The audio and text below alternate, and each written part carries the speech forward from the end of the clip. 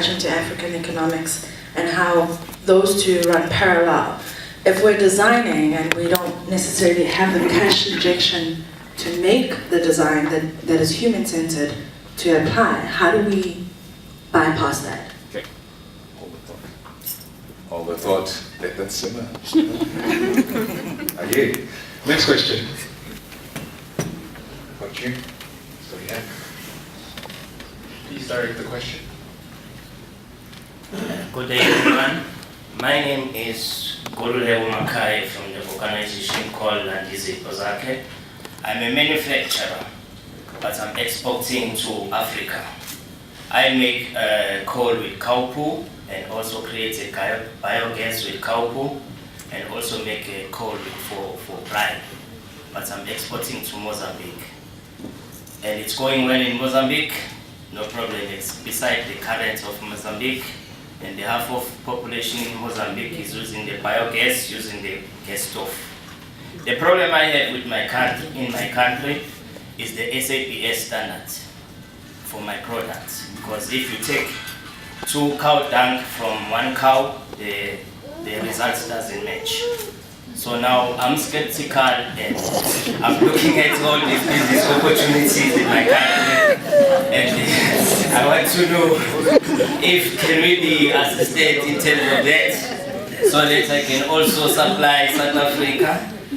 Yeah, and then, yeah, this is the major part. Thank you very much. Good morning, ladies and gentlemen. To Radio Albert and the entire Innovate Durban team. I'm going to say that I'm an alumni to this program.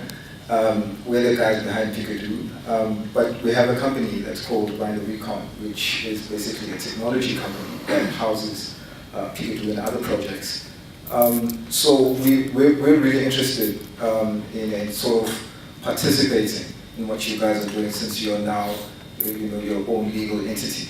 So my question would be, how do young companies and SMEs sort of contribute to what you guys are doing, to sort of feel the passion for that vision that you guys are trying to push? Yeah, that's it. Good morning. My name is Kanyisa Boy. I come from an organization called Activate Change Drivers. We are a network of young people driving change all over South Africa.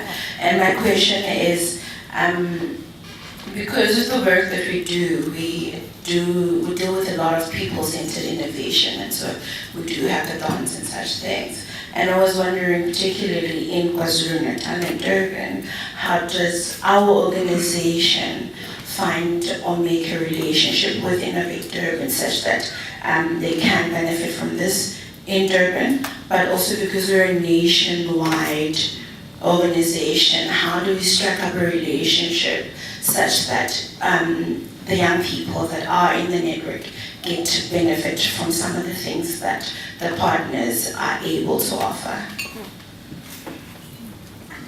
Thanks. Just to answer Amanda's question with regard to the economic system, it's a critical question. It's not an easy answer. Right? I think there's a whole global economic system in play, and we see social upheaval around the global economic system. And yes, it needs to be addressed. And so our government is talking about radical socio-economic transformation. What does that mean? Is that an alternative to what is presently in place? However, from where we are as Oricon, we say you can't appoint us to do design thinking for you. Right? We don't sell design thinking as a service. We say design thinking is part of our DNA. And so that's the way we're going to build bridges, that's where we're going to design water treatment work, etc.